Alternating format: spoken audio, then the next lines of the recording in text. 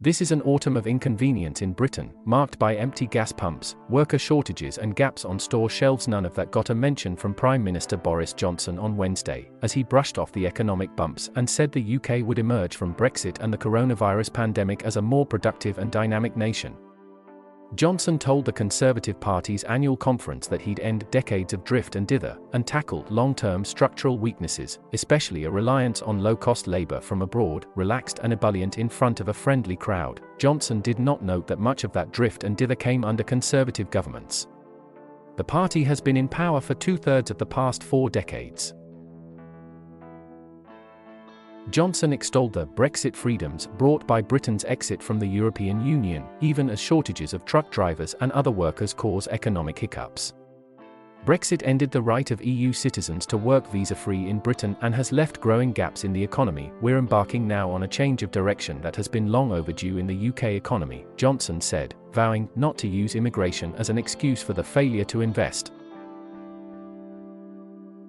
Delegates at the conference in Manchester, northwest England, gave a standing ovation to a speech that was long on optimism but short on concrete policies, and seemed well insulated from the world outside. Britain has been through a turbulent time since the Conservatives last met in person 2 years ago.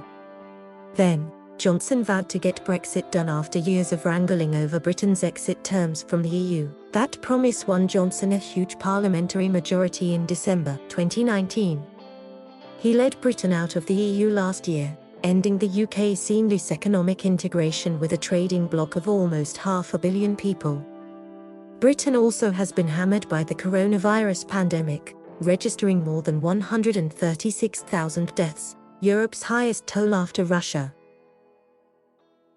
The pandemic, which put much of the economy on ice, and Brexit have combined to throw Britain's economy out of sync. While not as dire as Britain's infamous winter of discontent in 1978–79, when thousands of striking workers crippled essential services, a crisis that ultimately led to the election of Conservative Prime Minister Margaret Thatcher, the country is experiencing the most widespread economic disruption in years. A truck driver shortage, due partly to a testing backlog and partly to an exodus of European workers, has snarled British supply chains. That has left supermarkets with some empty shelves, fast food chains without chicken and gas pumps dry. This week the government called in the army, getting scores of soldiers to drive tanker trucks. It also says it will issue up to 5,500 short-term emergency visas for foreign truckers. Other struggling parts of the economy say they aren't getting the same quick action. Pig farmers protested outside the Conservative conference, saying a shortage of abattoir butchers means thousands of hogs may have to be slaughtered on farms, ending up in landfills. It's a complete and utter waste, said farmer Merrill Ward, who urged the government to recruit European butchers to ease the crisis.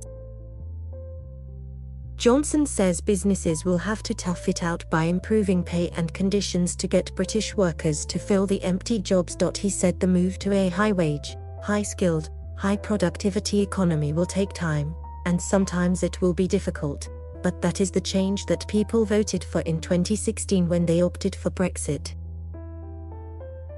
Some economists say Johnson's argument that immigration pushes down wages is misleading, and that his economic plan is incomplete. The Prime Minister is right to say that the UK's economic model is broken, but his lack of policies to remedy this speaks volumes, said George Dither of the Institute for Public Policy Research, a centre-left think tank. Labour market shortages alone won't lift wages and working conditions across the UK economy. Many Conservatives too are worried the winter could bring a hit on voters' pocketbooks due to a new healthcare tax, rising prices, soaring energy costs from a global surge in natural gas prices and a cut to welfare benefits. Starting Wednesday, the government is withdrawing a £20 a week welfare boost that helped more than 4 million families make ends meet during the pandemic. Danishri Skandaraja, chief executive of Oxfam GB, said many people who rely on the benefit are low-paid workers. It cannot be right to take away a lifeline that analysis shows will push 500,000 more people into poverty, including 200,000 children, he said. The squeeze on living standards could make it harder for Johnson to meet his key goal of levelling up the UK by spreading economic opportunity beyond the south of England, where most business and investment is centred. That promise helped him win working-class votes in areas that long were strongholds of the centre-left Labour Party. It is also pushing the Conservative Party out of its comfort zone as the champion of small government and low public spending. Johnson's ambitious and expensive list of promises ranges from new railways and roads to slashing carbon emissions and reintroducing beavers to Britain's landscape. Voters will eventually judge whether the Conservatives have delivered on their promises. But for now, with most opinion polls giving the party a lead over a demoralised Labour, delegates in Manchester were as buoyant as their famously irrepressible leader. They packed meeting halls and sipped warm white wine at sweaty receptions, as if Britain's pandemic-plagued months of lockdowns, masks and social distancing were a bad dream. The delegates were visibly younger, more diverse and less dominated by affluent residents of southern England than they had been for years.